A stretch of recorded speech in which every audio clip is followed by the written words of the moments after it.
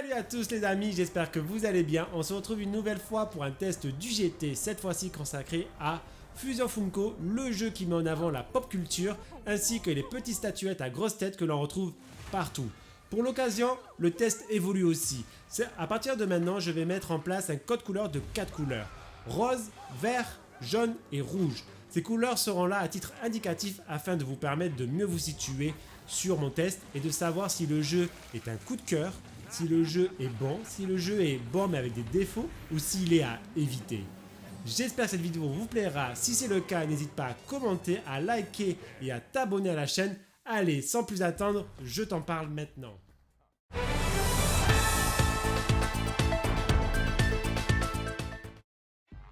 Commençons ce test par l'histoire. L'histoire principale vous met face à un Funko Pop maléfique s'emparant de la couronne du roi des Funko et la brise en centaines de petites couronnes en or et en argent. Vous devrez alors partir récupérer celle-ci à travers plusieurs mondes, composés à chaque fois de 5 niveaux. Et clairement, pour moi l'histoire est quasi inexistante et ne sert au final pas à grand chose dans l'évolution du jeu. Ici, je mets un carton rouge. Par contre, à chaque monde sa propre histoire. Et là c'est intéressant. Vous voyagerez à travers des mondes comme l'Umbrella Academy, Jurassic World ou bien encore Battlestar Galactica, des grands noms de la pop culture qui proposent leur propre histoire. Et quand se le disent, celles-ci reprennent trait pour trait le pourquoi elles sont connues. Par exemple, pour l'Umbrella Academy, vous revivrez des moments phares de toutes les saisons jusqu'à l'avant-dernière avec des décors très fidèles à la série. Pareil pour Jurassic World, où ici, c'est le deuxième opus mélangé au premier film qui sont mis en avant. C'est pourquoi, ici je mets un carton vert, car on revit exactement l'action de nos séries ou de nos licences préférées comme si on y était. Donc si on fait la somme des deux, on obtient un carton jaune. Pour les annexes, ici que du collectible principalement. Vous devrez refaire plusieurs fois les niveaux avec différents personnages pour récupérer tout ce qu'il y a comme objet, que ce soit les couronnes, les Funko Pop VIP cachés comme Megaman ou bien le Dr Hammond de Jurassic, et bien d'autres objets dont je vous laisserai découvrir. On est typiquement dans le genre de jeu à la Lego, et si vous aimez les jeux Lego, vous ne serez pas dépaysé par celui-ci. Toutefois, pas vraiment de quête annexe, juste du collectible, ce qui lui vaut un carton jaune. En ce qui concerne la difficulté, celle-ci je l'ai trouvée assez mal dosée. Si vous ne rencontrerez pas de réelles difficultés dans 90% du titre, les 10% restants, c'est un peu la galère. Absence de tuto clair, vous vous retrouverez parfois dans des situations sans explication avec des objets utilisés, mais ne sachant pas vraiment comment les utiliser. Pareil, plusieurs fois dans le jeu, vous retrouverez à vous battre contre des hordes de méchants avec une difficulté tout simplement abusée et sans réel intérêt. C'est pourquoi je mets un carton jaune pour la difficulté. Enfin, pour finir avec cette partie, intéressons-nous à la durée de vie. Comptez environ 15 heures pour finir la principale et faire une première fois tous les niveaux, et comptez facilement le double voire un peu plus pour débloquer tous les secrets et récolter tous les objets. C'est plus que correct, c'est un vert. En résumé de cette partie, nous avons donc un jaune pour l'histoire, un jaune pour les annexes, un jaune pour la difficulté et un vert pour la durée de vie, ce qui donne un carton jaune pour la catégorie globale. Maintenant, passons à la partie technique. Accrochez-vous les amis, car là, il y a à redire. En termes d'ambiance, le jeu est extraordinaire. Comme je vous le disais dans la première partie du test, les décors, les niveaux sont d'une fidélité incroyable de nos séries et films favoris de la pop culture.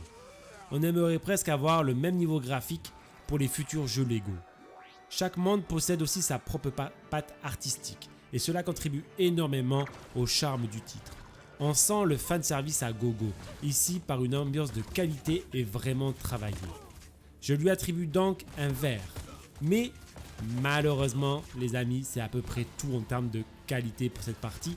Ce qui suit va très vite vous faire déchanter. Techniquement, c'est pas dingue. Entre le chargement des textures tardives, les drops d'images par seconde, les micro-freezes, les textures manquantes et la flopée de bugs allant jusqu'au crash du jeu, il y en a pour tout le monde, c'est incroyable. En termes de bugs, vous avez droit à ce qui se fait de pire.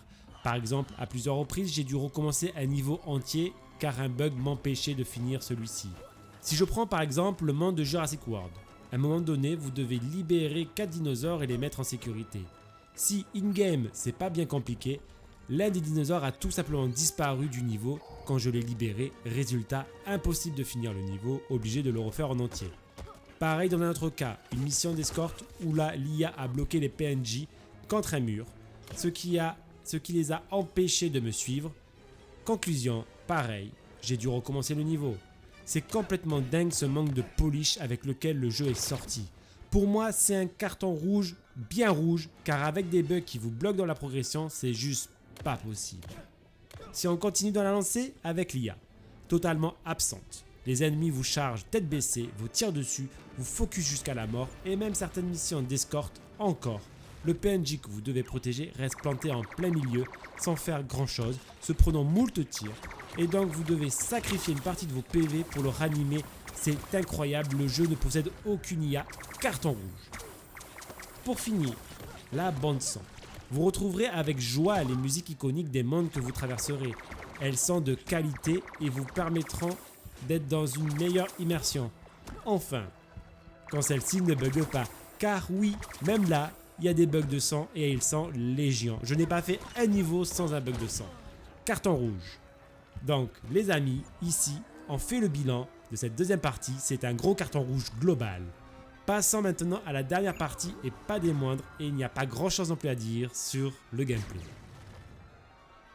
Honnêtement les amis, ça me fait mal au cœur de vous parler du gameplay. En toute franchise, je me suis ennuyé sur le jeu. Parlons des combats. Tout est résumé à 3 touches. Une pour tirer, une pour attaque au corps à corps et une pour esquive. Rien d'extraordinaire et pire. Aucune évolution de celui-ci au cours de l'aventure, vraiment ennuyant. Vous passerez votre temps à tirer sur les ennemis sans établir de réelle stratégie, aucun intérêt, carton rouge. Pour les énigmes, trop peu de personnages Funko possèdent de capacités servant réellement à l'exploration. Prenons comme exemple numéro 5 de Umbrella Academy, il peut se téléporter, mais clairement, ces genres de Funko se comptent sur le doigt d'une main. Tous les autres sont des doublons les uns des autres, sans capacité réelle unique. Pareil, chaque monde possède un objet qui vous servira à progresser, comme un amplificateur de son ou un portail de téléportation. Mais le souci, c'est que cet objet sera utilisé abusivement dans le monde en question, rien de fun, et pire, votre personnage quand il portera l'objet marchera à 2 à l'heure, impossible de courir, la boucle de résolution des énigmes est ultra répétitive, carton rouge aussi. Et c'est là le problème, on est déjà arrivé à la fin de cette partie, il n'y a rien à dire sur le gameplay, c'est juste sans intérêt, c'est un carton rouge.